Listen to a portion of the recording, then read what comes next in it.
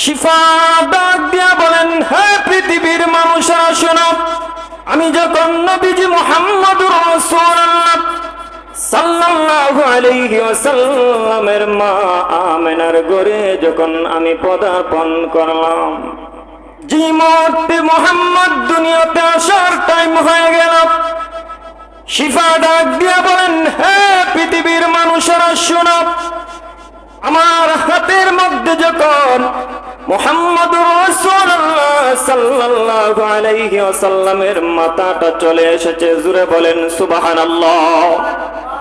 নবীজির মাথাটা যখন আমার হাতের মধ্যে চলে এসেছে, শিফা ডাক দিয়া বলেন, আমি তাকায় দেখি আমেনার সমস্ত ঘরটা নূরে আলোকিত হয়ে গেছে। চিল্লায় কোন সুবহানাল্লাহ।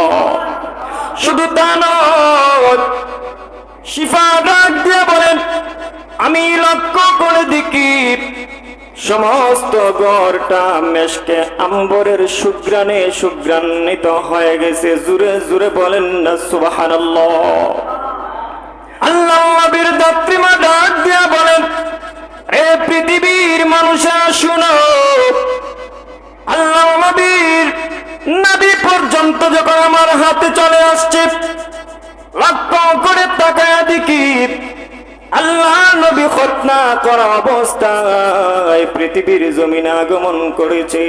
শুধু তাই নয়, শিফা ডাক দিয়া বলে, পৃথিবীর জমিনের মানুষ শুনো শুনো শুনো, আল্লাহর পয়গম্বর মুহাম্মদুর রাসূলুল্লাহ সাল্লাল্লাহু আলাইহি ওয়াসাল্লামের বডিটা যখন আমার হাতের মধ্যে চলে আসছে, এমনিতে আমি লক্ষ্য করে তাকায়া দেখি শিফা ডাক দিয়া বলে, আল্লাহর কসম, যে আল্লাহর হাতে আমার প্রাণ, যে আল্লাহর হাতে আমার জান রয়েছে, আমি তাকায় দেখি আল্লাহর নবী সাল্লাল্লাহু আলাইহি ওয়াসাল্লাম খতনা করা অবস্থায় পৃথিবীর জমিনে আগমন করেছে। জুরে কোন সুবহানাল্লাহ। আমার ভাই বন্ধুরা, আল্লাহর নবী নবীজি মুহাম্মদুর রাসূলুল্লাহ সাল্লাল্লাহু আলাইহি ওয়াসাল্লামকে খতনা করা অবস্থায় যিনি প্রেরণ করেছেন, ওনার নামটা একটু আওয়াজ দিয়ে বলেন কে? আরো জোরে বলেন কে? আমার ভাই বন্ধুরা, শিফা ডাক দিয়া বলে, হে পৃথিবীর মানুষেরা শুনো, আল্লাহর নবীর চেহারাটা, আল্লাহর নবীর বডিটা যখন আমি শিফার হাতের মধ্যে চলে আসছে, আল্লাহর নবীকে যখন আমি বিছানার মধ্যে শয়ন করলাম, আল্লাহর নবীকে যখন আমি বিছানার মধ্যে যখন শুয়াইলাম, আমি শিফা তাকায় দেখি আল্লাহর নবী সাল্লাল্লাহু আলাইহি ওয়াসাল্লাম বিছানা থেকে উঠে বসে গেছে। এমনকি শাহাদাত আঙ্গুলি দিয়ে উপরে ইশারা দিয়ে কি যেন টুট নারায়া নারায়া বলতেছে। শিফা ডাক দিয়া বলে, আমার কানটা নবীজি সাল্লাল্লাহু আলাইহি ওয়াসাল্লামের মুখের কাছে নিয়ে দেখি আল্লাহর নবী মুহাম্মদুর রাসূলুল্লাহ সাল্লাল্লাহু আলাইহি ওয়াসাল্লাম আল্লাহ রাব্বুল আলামিনের কাছে আল্লাহর প্রশংসা করা শুরু করে দিয়েছে। শুধু তাই নয়, আল্লাহ রাব্বুল আলামিনের কাছে বলে, আল্লাহুম্মা রাব্বি উম্মতি, আল্লাহুম্মা উম্মতি, আল্লাহুম্মা রাব্বি উম্মতি। ওগো আল্লাহ, আমার উম্মতের কি হবে, আমার গুনাহগার উম্মতের কি হবে? আর মালিক, আমার গুনাহগার উম্মতের জীবনের সমস্ত গুনাহ মাফ করে জান্নাতের মেহমান হিসাবে কবুল করে না।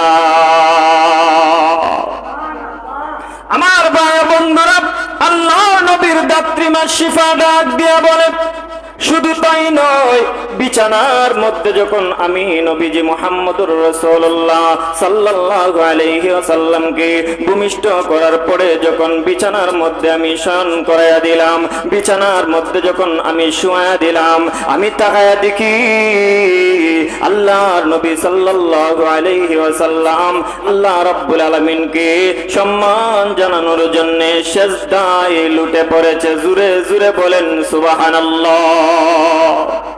শিফা ডাক দিয়ে বলেন, ও পৃথিবীর মানুষেরা শুনো, নবীজির দেহ মুবারক যখন আমার কাছে চলে এসেছে, আমি নবীজি সাল্লাল্লাহু আলাইহি ওয়াসাল্লামকে বিছানার মধ্যে শোয়াইয়া দিলাম। আল্লাহর নবী বিছানার মধ্যে শোয়া অবস্থায় আল্লাহর প্রশংসা করেছে। শুধুমাত্র আল্লাহর প্রশংসা করেছে তা নয়, নবীজি সাল্লাল্লাহু আলাইহি ওয়াসাল্লাম আল্লাহকে সিজদা করেছে। জোরে বলেন না সুবহানাল্লাহ। আমার ভাই বন্ধুরা, এই জন্য বলতেছিলাম নবীজি সাল্লাল্লাহু আলাইহি ওয়াসাল্লামের যে জন্মের ঘটনা, এই জন্মের একদিনের ঘটনাটাকে মিলাদুন নবী বলা হয়। আর এই মিলাদুন নবী পালন করা কোনো মায়ের বাবার শক্তি আদৌ পর্যন্ত হয় নাই, হবেও না। ঠিক কিনা জোরে বলে আমার ভাই বন্ধুরা। এই জন্যে আলোচনা করতেছিলাম রাসূল করিম সাল্লাল্লাহু আলাইহি ওয়াসাল্লাম যখন জন্ম হয়েছেন, নবীজি সাল্লাল্লাহু আলাইহি ওয়াসাল্লাম যখন পৃথিবীর জমিনে আগমন করেছেন, পৃথিবীর অবস্থাটা পরিবর্তন হয়ে গিয়েছিল। পৃথিবীর অবস্থাটা কেমন হয়েছিল সিরাতের কিতাবের মধ্যে উল্লেখ করা হয়। আল্লাহ রাসূল সাল্লাল্লাহু আলাইহি ওয়াসাল্লাম যখন পৃথিবীর জমিনে আগমন করেছেন, সমস্ত পৃথিবীর রং নমুনা পরিবর্তন হয়ে গিয়েছিল। জোরে বলেন না সুবহানাল্লাহ। কেমন পরিবর্তন হয়ে গিয়েছিল? মক্কার মধ্যে কাবা শরীফের মধ্যে 360 মূর্তি রাখা ছিল। জোরে বলেন না নাউজুবিল্লাহ। আমার ভাই বন্ধুরা, আল্লাহর নবী সাল্লাল্লাহু আলাইহি ওয়াসাল্লাম যখন পৃথিবীর জমিনে আগমন করেছে, কাবা শরীফের মধ্যে যে সমস্ত মূর্তিগুলো রাখা ছিল, ওই সমস্ত মূর্তিগুলো ব্যঙ্গে খান খান হয়ে আল্লাহ রাব্বুল আলামিনের কুদরতি পায়ে সিজদায় লুটে পড়েছে। চিল্লায় এখন সুবহানাল্লাহ। আল্লাহর নবী যখন দুনিয়াতে আগমন করেছে, কাবা শরীফের মধ্যে যে মূর্তিগুলো ছিল, সবগুলা মূর্তি ব্যঙ্গে খান খান হয়ে গিয়েছিল। কিতাবের মধ্যে উল্লেখ করা হয় ওই মূর্তিগুলা ব্যঙ্গে কান কান হয়ে কি বুঝাইতে চায়। আমার ভাই বন্ধুরা, সিরাতের কিতাবের মধ্যে উল্লেখ করা হয় আল্লাহ নবী সাল্লাল্লাহু আলাইহি ওয়াসাল্লাম যেদিন পৃথিবীর জমিনে আগমন করেছে, কাবা শরীফের মূর্তিগুলা ব্যঙ্গে কি মেসেজ দিতে চায়? ও মক্কাবাসীরা শুনো, পৃথিবীর জমিনে এমন একজন ব্যক্তির আগমন হয়েছে, পৃথিবীর জমিনে এমন তোমার অগ্নি পূজা চলবে না, আর গাছের পূজা চলবে না, আর সূর্যের পূজা চলবে না। ঠিক কিনা জোরে বলে আমার ভাই বন্ধুরা। এই জন্য বলতেছিলাম রাসূল করিম সাল্লাল্লাহু আলাইহি ওয়াসাল্লামের যে 63 বছরের জিন্দেগি রয়েছে, এই 63 বছরের জিন্দেগিটাকে 3 ভাগে ভাগ করা হয়েছে। প্রথম যে ভাগগুলো আলোচনা করতেছিলাম রাসূল করিম সাল্লাল্লাহু আলাইহি ওয়াসাল্লামের জন্মের আলোচনা। আমার ভাই বন্ধুরা, নবীজি সাল্লাল্লাহু আলাইহি ওয়াসাল্লামের গোটা 63 বছরের জিন্দেগির আলোচনা করলে আলোচনা করা যাবে, শেষ করা সম্ভব হবে না। আমার ভাই বন্ধুরা, এই জন্য রাসূল করিম সাল্লাল্লাহু আলাইহি ওয়াসাল্লামের গোটা 63 বছরের জিন্দেগির 3টা ভাগ থেকে কিছু কিছু আলোচনা করব। নবীজি সাল্লাল্লাহু আলাইহি ওয়াসাল্লামের জন্মের পর থেকে ওহী প্রাপ্ত হওয়ার আগে যে 40 বছর, এই 40 বছরের কিছু অংশ আলোচনা করেছি, এবার এর বৈশিষ্ট্য আলোচনা করেছি। আমার ভাই বন্ধুরা, তাহলে নবীজি সাল্লাল্লাহু আলাইহি ওয়াসাল্লামের গোটা 63 বছরের জিন্দেগির আরো 2টা ভাগ অবশিষ্ট রয়েছে। ওই 2টা ভাগের আলোচনা করব এবং ওই 2টা ভাগের যে বৈশিষ্ট্যগুলো আছে, ওই 2টা ভাগের বৈশিষ্ট্য আলোচনা করব সংক্ষেপে, একটু একটু করে 3 ভাগ থেকে একটু একটু করে আলোচনা এবং একটু একটু করে উদাহরণ দিয়ে আলোচনা শেষ করে দিব। আমার ভাই বন্ধুরা, এখন আসুন রাসূল করিম সাল্লাল্লাহু আলাইহি ওয়াসাল্লামের গোটা 63 বছরের জিন্দেগিটাকে আলোচনা করতে গেলে ওই গোটা 63 বছরের জিন্দেগিটাকে কয় ভাগে ভাগ করা হয়েছে? 3 ভাগে ভাগ করা হয়েছে। 1 নাম্বার ভাগ রাসূল করিম সাল্লাল্লাহু আলাইহি ওয়াসাল্লাম জন্মের পর থেকে ওহী প্রাপ্ত হওয়ার আগ পর্যন্ত, নবুয়ত প্রাপ্ত হওয়ার আগ পর্যন্ত এই 40 বছরের জিন্দেগির আলাদা একটা বৈশিষ্ট্য আছে। এই 40 বছরের জিন্দেগির আলাদা বৈশিষ্ট্যটা হলো এই জিন্দেগিটা উম্মতের জন্য পালনীয় বিষয় নয়, আলোচনার বিষয়। এই জিন্দেগির মধ্যে যত সমস্ত ঘটনা ঘটেছে, সমস্ত ঘটনা এটা নবীর জন্য নবুয়তের দলিল।